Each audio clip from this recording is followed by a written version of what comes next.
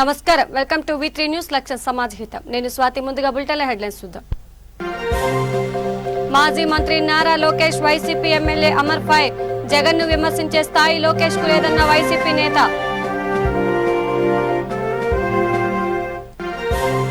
ఆదిలాబాద్ జిల్లాలో ఏర్పాటు కాని జొన్న కొనుగోలు కేంద్రాలు పశువులు పాలవుతున్న జొన్నలు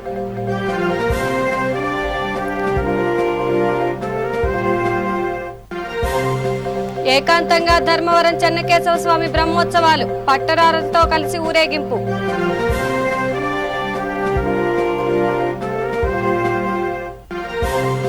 ఏలూరు ప్రభుత్వాసుపత్రిలో 30 పడకల ఏర్పాటు అందుబాటులో ఆక్సిజన్ కాన్సంట్రేటర్లు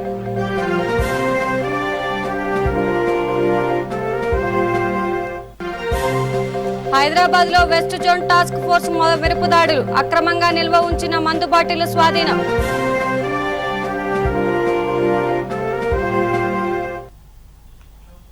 ఇక డీటెయిల్స్ చూస్తే మాజీ మంత్రి నారా లోకేష్ పై వైసీపీ ఎమ్మెల్యే అమర్ మండిపడ్డారు.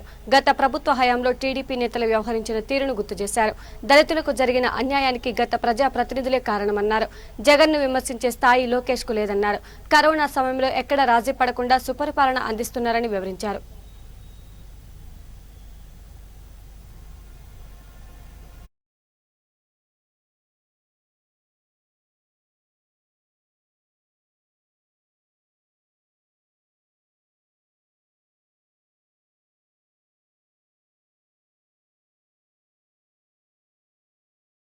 మీకు కాదురా పిచ్చి ముండా కొడకలారా అన్నటువంటి మాటలు దళితులను ఉద్దేశించి మాట్లాడినటువంటి మాటల్ని మర్చిపోయావా లోకేష్ అని అడుగుతా ఉన్నా.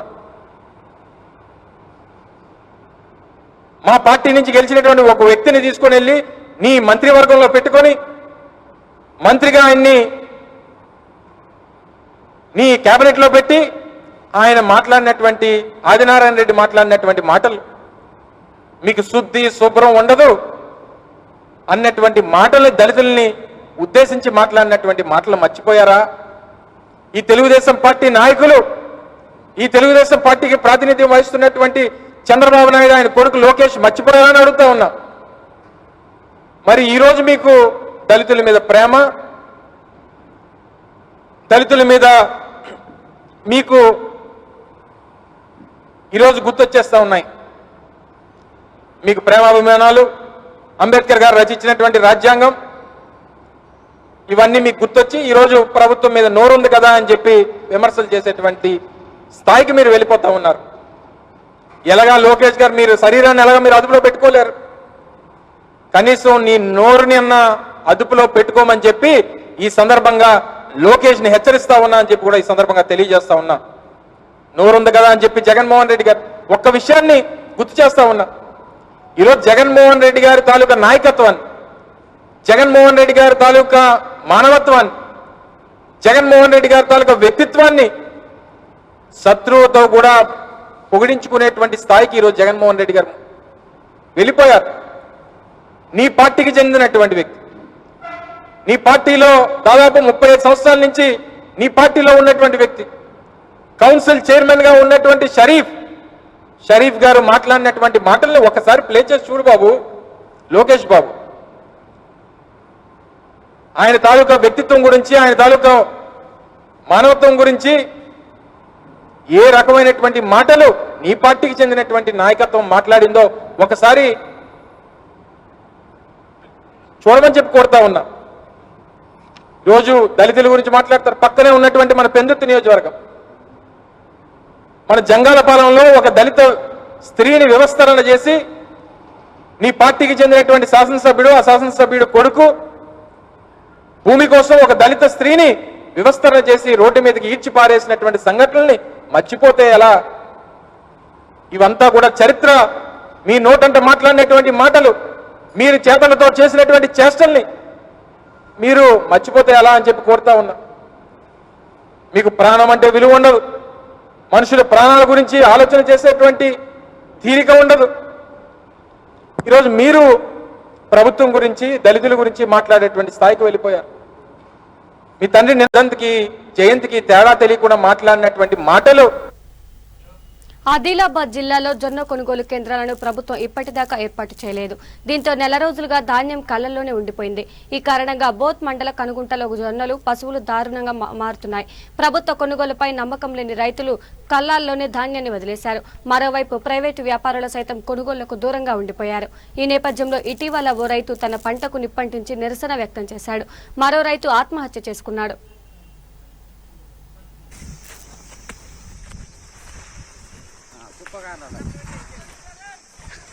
ఓలా ఇవి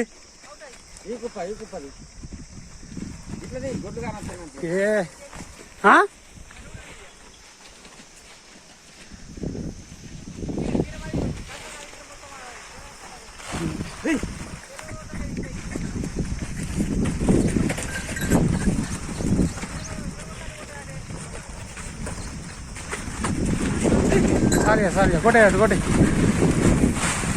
ఏ ఊరి కౌట ఇవి మొత్తం తుక్కు అయిపోయినాయి జొన్నలు ఇవి మొత్తం కథ నూరా మొత్తం గోదల పాలైపోతున్నాయి జొన్నలు.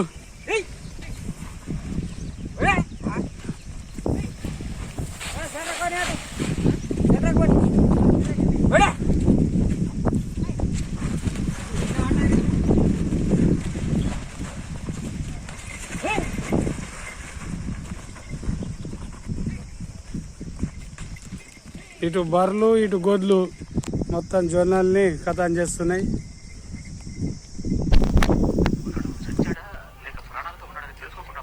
అనంతపురం జిల్లా ధర్మవరం శ్రీ లక్ష్మీ చెన్నకేశ్వర స్వామి దేవస్థానం వార్షిక బ్రహ్మోత్సవాలు ఏకాంతంగా జరుగుతున్నాయి. ఇందులో భాగంగా 7వ రోజు శ్రీవారు తన పట్టవు గానులతో కలిసి బ్రహ్మరథోత్సవంలో పాల్గొన్నారు. కరోనా తీవ్రత నేపథ్యంలో భక్తులను అనుమతించలేదు.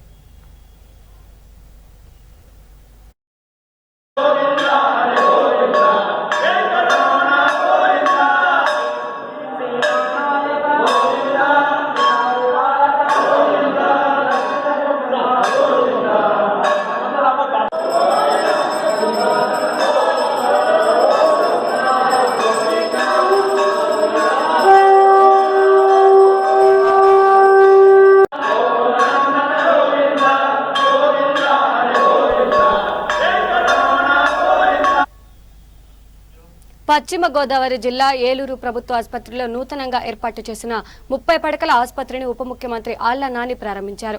కోవిడ్ బాధితులకు తక్షణమే వైద్యం అందించేందుకు ఈ షెడ్ ఏర్పాటు చేశామని ఆయన తెలిపారు. కరోనా పీడితుల కోసం ఆక్సిజన్ కాన్సంట్రేటర్లను అందుబాటులో ఉంచుతామని చెప్పారు. కార్యక్రమంలో కలెక్టర్ కార్తికేయ మిశ్రా, వైద్య శాఖ అధికారులు పాల్గొన్నారు.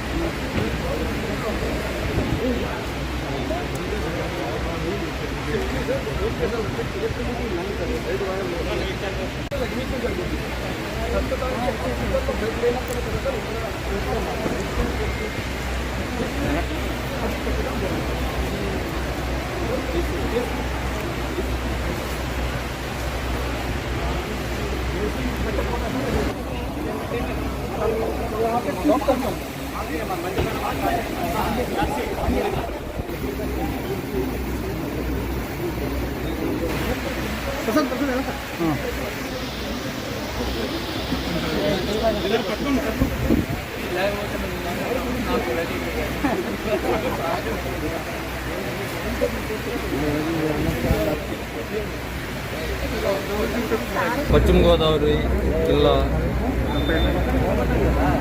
ప్రభుత్వ ఆసుపత్రిలో మరి రాష్ట్ర వ్యాప్తంగా గౌరవ ముఖ్యమంత్రి జగన్మోహన్ రెడ్డి గారు జర్మన్ హ్యాంగర్ షెడ్స్ ఏర్పాటు చేసి అక్కడ కూడా మరి బెడ్స్ ఏర్పాటు చేసి అక్కడ కూడా కోవిడ్ బాధితులకు చికిత్స అందించే విధంగా రాష్ట్ర వ్యాప్తంగా మరి ఈ కార్యక్రమాన్ని చేపట్టడం మనకందరికీ కూడా తెలుసు. ఇప్పుడు రాష్ట్రంలో ఉన్నటువంటి కేసుల సంఖ్యను దృష్టిలో పెట్టుకుని కేవలం ఈ ఆసుపత్రులకు సంబంధించి ఉన్నటువంటి హాస్పిటల్స్లో ఉన్నటువంటి బెడ్ స్ట్రెంత్ సరిపోవటం లేదు కోవిడ్ బాధితులకు. అదేవిధంగా కోవిడ్ కేర్ సెంటర్లు ఏర్పాటు చేసిన తర్వాత కూడా ఈ జర్మన్ హ్యాంగర్స్ అనే ఈ విధానం ద్వారా ఈ విధంగా షెడ్స్ ఏర్పాటు చేసి అక్కడ లోపల అన్ని సౌకర్యాలు, చికిత్సకి అవసరమైనటువంటి అన్ని సౌకర్యాలు ఏర్పాటు చేయటం ద్వారా మరింత మంది బాధితులకు, కోవిడ్ బాధితులకు సత్వరమే చికిత్స అందించేటువంటి విధంగా మరి చర్యలు చేపట్టడం అందరికీ కూడా తెలుసు. ఆ కార్యక్రమంలో భాగంగానే ఇప్పుడు పశ్చిమ గోదావరి జిల్లాలో ఉన్నటువంటి కేంద్ర ప్రభుత్వ ఆసుపత్రిలో మరి దాదాపుగా ఒక 50 పడకలతో 50 బెడెడ్ ఈ జర్మన్ షెడ్స్తో ఏర్పాటు చేసినటువంటి ఈ ఆసుపత్రిని ఏర్పాటు చేయడం జరిగింది. ఇది కూడా ప్రభుత్వ ఆసుపత్రి ప్రిమిసెస్లోనే ఏర్పాటు చేయడం జరిగింది. అంటే మొదటి దశలో ఒక 30 బెడ్స్ ఏర్పాటు చేసి 30 ఆక్సిజన్ కాన్సన్ట్రేటర్స్, అదేవిధంగా రానున్నటువంటి వారం రోజుల్లో 10 రోజుల్లో మిగిలినటువంటి 20 బెడ్స్ ఏర్పాటు చేసి వాటికి కూడా అవసరమైనటువంటి ఆక్సిజన్ కాన్సన్ట్రేటర్స్ ఏర్పాటు చేయడం మాత్రమే కాకుండా ఇక్కడ అవసరమైనటువంటి పూర్తి ఈ సౌకర్యాలు కూడా ఏర్పాటు చేయడం జరిగింది. వెస్ట్ జోన్ టాస్క్ ఫోర్స్ అధికారులు హైదరాబాద్ లో మిరపదాడులు చేశారు. విశ్వసనీయ సమాచారం అందడంతో కుల్సుపురంగా పోలీస్ స్టేషన్ పరిధిలోని లక్ష్మీనగర్ లో ఓ ఇంటిపై దాడి చేశారు. అక్రమంగా నిల్వ ఉంచిన మందు బాటిళ్లను స్వాధీనం చేసుకున్నారు. వీటి విలువ 20,000 రూపాయలు ఉంటుంది. నిందితులు రేఖా ఆశిష్లను అదుపులోకి తీసుకున్నారు. వారిని పోలీసులు అప్పగించారు.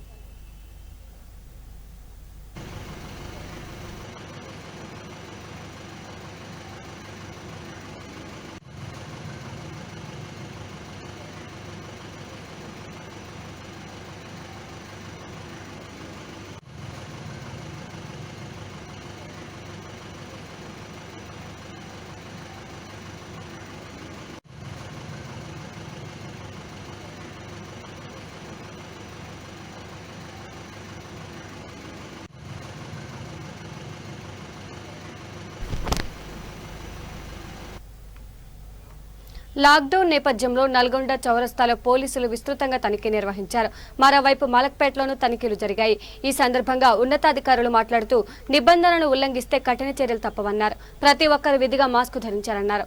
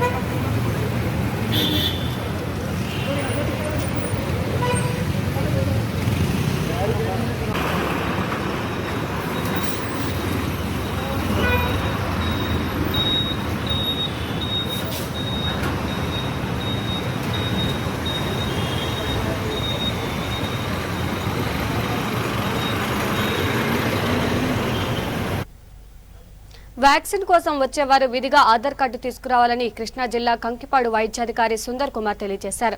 ఆయన ఇక్కడ మీడియాతో మాట్లాడుతూ జిల్లా పరిషత్ ఉన్నత పాఠశాల ప్రాంగణంలో వ్యాక్సిన్లు వేస్తున్నామన్నారు. కార్యక్రమంలో కంటి వెలుగు అధికారి రాజేష్ కుమార్, శ్యామ్ ప్రసాద్, ఏఎన్ఎంలు సుజాత, మాధవి, ఆశా వర్కర్లు సంధ్యారాణి తదితరులు పాల్గొన్నారు.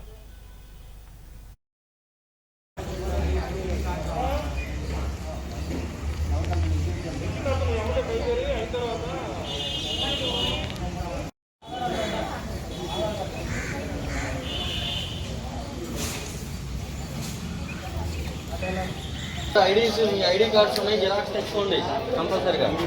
జిరాక్స్ దీనికి పెడదాం.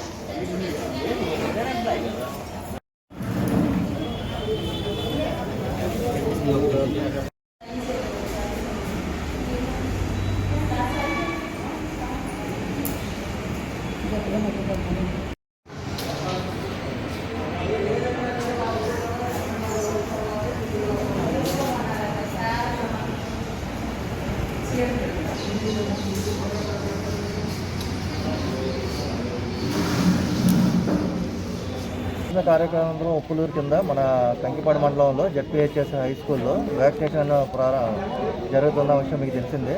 ఈ 3 రోజులకు గాను 29 శాఖలకి, అంటే ఫిషరీస్ కానీ, మార్కెట్ వెండర్స్ కానీ, రైతు బజారు వాళ్ళు ఇలాగ 29 శాఖలకు గాను ఫస్ట్ డోస్ వేయడానికి ఇక్కడ వ్యాక్సినేషన్ జరుగుతుంది.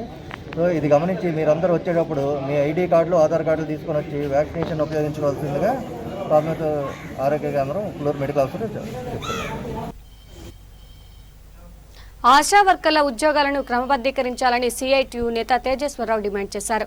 దేశవ్యాప్త సమ్మెలో భాగంగా శ్రీకాకుళంలోని జిల్లా వైద్యాధికారి కార్యాలయం ఎదుట ఆశా వర్కర్లు నిర్వహించిన సమ్మెలో ఆయన పాల్గొన్నారు.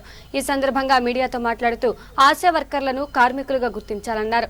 వీరికి కనీస వేతనం కింద 21,000 రూపాయలు చెల్లించాలని డిమాండ్ చేశారు. బీమా సౌకర్యం కల్పించాలన్నారు. సంక్షేమ పథకాలను వర్తింపజేయాలన్నారు. 60 ఏళ్ల వయసు వచ్చే వరకు పని చేయించుకొని ఆ తర్వాత ఎటువంటి ప్రయోజనాలను అందజేయకుంటే తొలగించడం సరికాదన్నారు. కార్యక్రమంలో ఆదిలక్ష్మి, రాజ్యలక్ష్మి, సంతోషి, రామలక్ష్మి, రమణమ్మ తదితరులు పాల్గొన్నారు.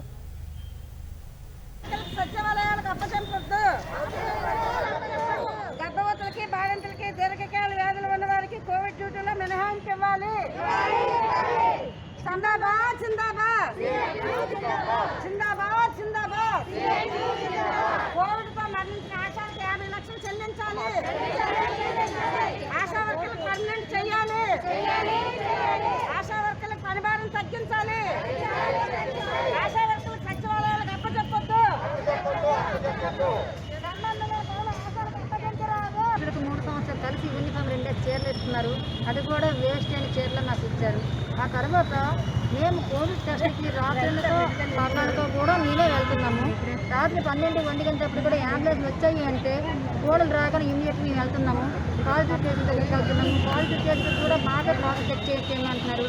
ఆ విధంగా చేసిన మాకు పాజిటివ్ వచ్చిన ఎవరు పట్టించుకోవడం లేదు. ఆ పీపీ కిట్లు కూడా మేమే వాళ్ళు వేసిన ఫోన్లో కూడా అన్ని ల్యాబ్ టెక్నీషియన్ ఏం ముట్టుకోవట్లేదు. ఆ ల్యాబ్ టెక్నీషియన్స్ కూడాను మా మీద ఫైర్ అయిపోతున్నారు. ల్యాబ్ వాళ్ళు కూడాను కొంతమంది ల్యాబ్ అండి, కొంతమంది చాలా మంచి వాళ్ళు వస్తున్నారు. కొంతమంది ల్యాబ్ అయితే మాత్రము అన్యాయంగా ఆశల మీద దుష్మాటలు ఆడుతున్నారు. మమ్మల్ని గిట్టుపట్టుకోమని చెప్తారు. ఆ పిల్లలు కూడా మాకిరమని చెప్తున్నారు. నానా రకంగా మాకు హింస పెడుతున్నారండి. కాకపోతే అన్నిటికీ మేము ఆడవాళ్ళమే చాలా ఓర్చుకుని వస్తున్నాము. అంత ఓరుస్తున్నామో మాకు అంత ఇబ్బంది పెడుతున్నారు. ఇది ఇలాగైతే రాను ఇంకా చాలా ఇబ్బంది పడిపోతాం. కాబట్టి మా ఆశా వర్కర్లు మాత్రము మేము ఎంత పాటలు పడుతున్నాం కాబట్టి మా ఆశా వర్కర్లు మాత్రము ముందు నడిపించాలి, పనిభారం తగ్గించాలి. లేని పని కష్టాలన్నీ మమ్మల్ని పెడుతున్నారు. లాస్ట్కి చేపల కన్నా అన్యాయంగా ఆ కిట్లు అన్నీ తీసి ఆ డాక్టర్లు ఆ ల్యాబ్లు పడేసిన గౌన్లు కానీ, మాస్కులు కానీ అవన్నీ మేము కరోనా నుంచి మానవాళిని రక్షించేందుకు సింహాచలం పుణ్యక్షేత్రంలో ధన్వంతరి సుదర్శన హోమాలు నిర్వహించారు. వేద పండితుల సమక్షంలో ఈ కార్యక్రమాలు జరిగాయి. లోక కళ్యాణం ఈ హోమాలు నిర్వహించాలని వరలక్ష్మి నృసింహస్వామి ఆలయ ధర్మకర్త సంచయిత నిర్ణయించారు. ఈ నేపథ్యంలో ఆలయంలో హోమం, నిత్య కళ్యాణం, స్వాతి నక్షత్ర హోమం కూడా జరిగాయి. స్వాస్థ్యాన్ని శ్రీ వరాహలక్ష్మీ నృసింహప్రభు ఇవ్వాలని అనేటువంటి సంకల్పం చేశారు మా చైర్మన్ గారు. ధన్వంతరి దేవ వైద్యుడు కనుక ఆయన ఆరోగ్య ప్రదాత. ఆనాడు సముద్ర మథనం చేసినప్పుడు అమృత కలశంతో ఉద్భవించినటువంటి వాడు. అమృతం తాగినటువంటి వాళ్ళకి ఏ రకమైనటువంటి మరణ భయం ఉండదు కనుక అట్లాంటి అమృత ప్రదాత అయినటువంటి విష్ణు స్వరూపుడైనటువంటి ధన్వంతరిని కానీ మనం ప్రార్థిస్తే, ఆయన అనుగ్రహాన్ని కానీ మనం పొందినట్లయితే సంపూర్ణ ఆరోగ్యం మనం పొందుతాం అనేటువంటి విశ్వాసంతో ఇవాళ నృసింహ హోమంతో పాటు ధన్వంతరి హోమం చేసుకోవడం జరిగింది. ఇది చాలా ప్రశస్తమైనటువంటిది, చాలా ప్రత్యేకమైనటువంటిది. ఎందుచేతనంటే శ్రీరంగ క్షేత్రంలో ఒకానొకప్పుడు ఉత్పాతాలు ఏర్పడి రోగభయాలు ఏర్పడి అందరూ భీతావహులైన సందర్భంలో ధన్వంతరి మూర్తి ప్రతిష్టాపనం చేశారు భగవద్ రామానుజులు గారు. అలాగే సుదర్శన మూర్తి ప్రతిష్టాపనం చేశారు పూర్ణనారాయణ జీయర్స్ వారి సమయంలో. ఇలాగా మన సంప్రదాయంలో ఇలాంటి ప్రాకృతికమైనటువంటి రుగ్మతలు ఏర్పడినప్పుడు, రోగభయాలు ఏర్పడినప్పుడు ఈ రకమైనటువంటి హోమాలు లేదా పూజలు, వ్రతాలు చేయడం అనేటువంటిది అనూచానంగా వస్తున్న సంప్రదాయం. అంచేత దాన్ని పురస్కరించుకొని ఇవాటి రోజున ధన్వంతరి హోమం చేయడం అనేటువంటిది వారి సంకల్పమే. మాకైతే ఇంకా కలగలేదు అది, కానీ మా చైర్మన్ గారి యొక్క ఆ సంకల్పం చేత వారికి కలిగింది. దాన్ని పురస్కరించుకొని వారి ఆదేశానుసారం ఇవాళ ఈ కార్యక్రమాన్ని. విజయనగరం జిల్లా మొంటాడ మండలం పోరం గ్రామంలోని అంగన్వాడీ కేంద్రంలో ఐసీడీఎస్ సూపర్వైజర్ రమకుమారి విచారించారు. దీంతో అక్రమాలు జరిగినట్లు విచారణలో ఉంది. అంగన్వాడీ కేంద్రంలోని రికార్డులను పరిశీలించగా పోషకాహారం ఎవరికి వారే తీసుకుని వెళ్తున్నట్లు నిర్ధారణ అయింది. గర్భిణీలు, బాలింతలు, లబ్ధిదారులతో సమావేశం నిర్వహించి సరుకులు సక్రమంగా అందుతున్నాయా లేదా అనే విషయాన్ని అడిగి తెలుసుకున్నారు. ఈ కేంద్రం నుంచి తీసుకెళ్లిన వస్తువులను అమ్మటం చట్టరీత్యా నేరమని హెచ్చరించారు. కార్యక్రమంలో మహిళా పోలీస్ రమాదేవి, అంగన్వాడీ ఆయా రమాలక్ష్మి, మాజీ సర్పంచ్ వెంకటి, వైఎస్ఆర్సీపీ నాయకులు మధు తదితరులు పాల్గొన్నారు.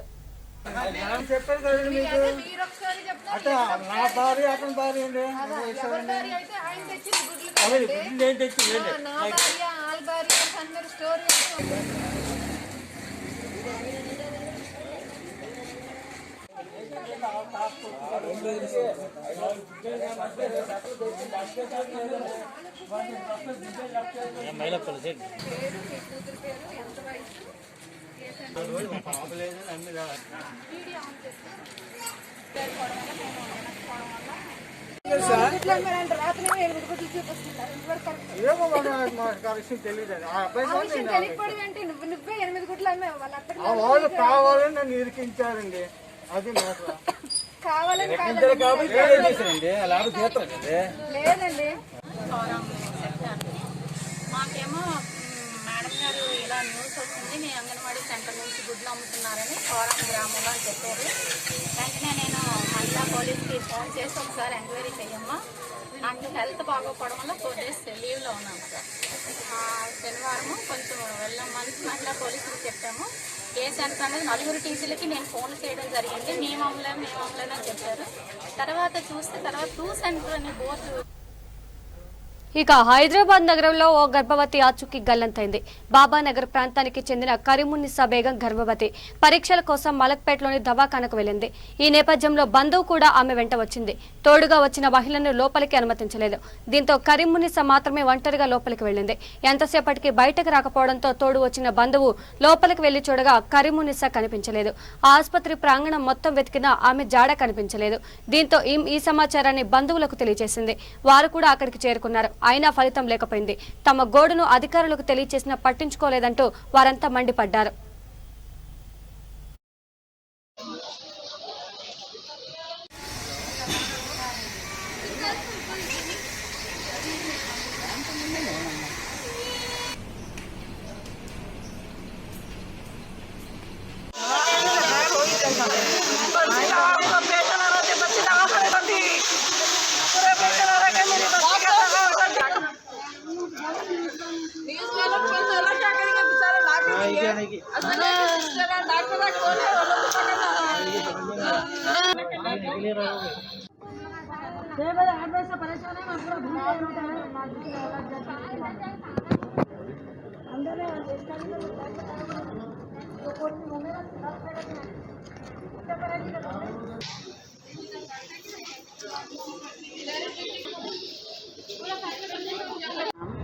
तीन महीने से बता रहे हैं यहाँ पर।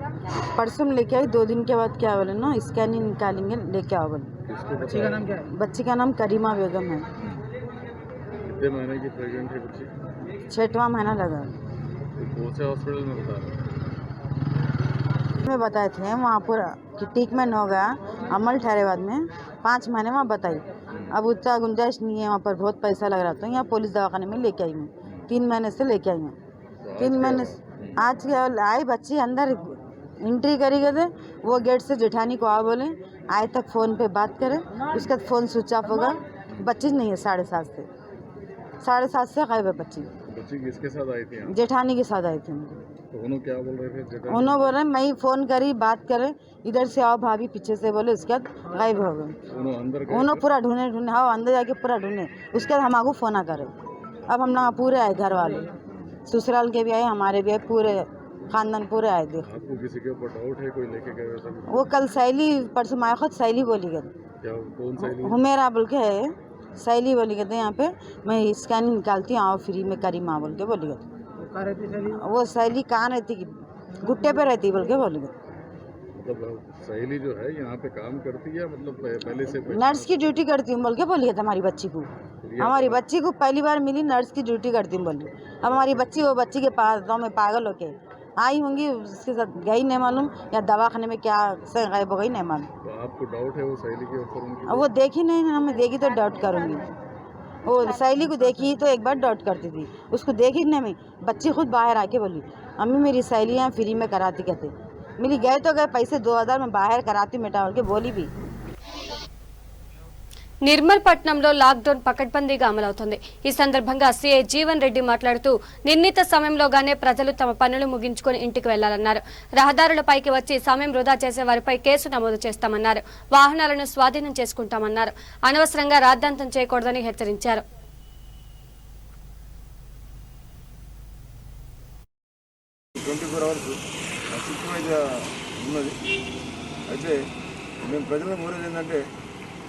గవర్నమెంట్ ఏదైతే మినహాయింపు కూడా ఇస్తుందో మార్నింగ్ 6 AM to 10 AM వరకు మీ ప్రజలకు ఏ పని ఉన్నా అదే టైంలో వచ్చి పని చేసుకుని వెళ్ళాల్సిందిగా విజ్ఞప్తి।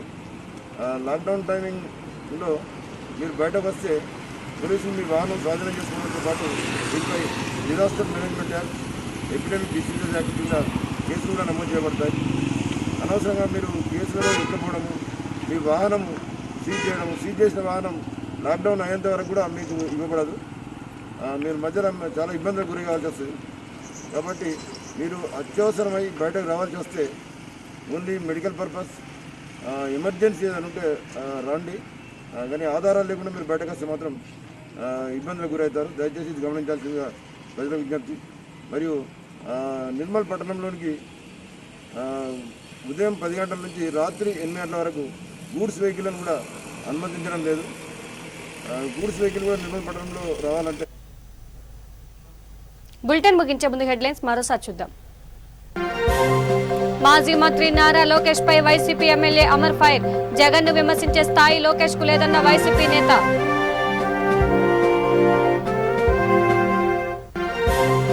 ఆదిలాబాద్ జిల్లాలో ఏర్పాటు కాని జొన్న కొనుగోలు కేంద్రాలు, పశువుల పాలవుతున్న జొన్నలు।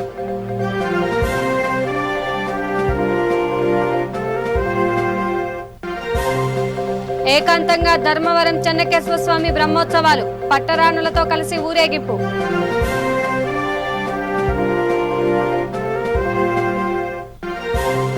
ఏలూరు ప్రభుత్వ ఆసుపత్రిలో 30 పడకల ఏర్పాటు, అందుబాటులో ఆక్సిజన్ కాన్సంట్రేటర్లు।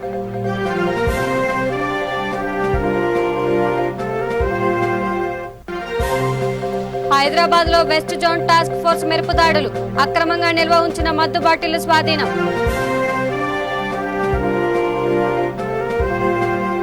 ఇవి బులెటిన్ అప్డేట్స్, చూస్తూనే ఉండండి V3 న్యూస్ లక్ష్యం సమాజ హితం। నమస్కారం।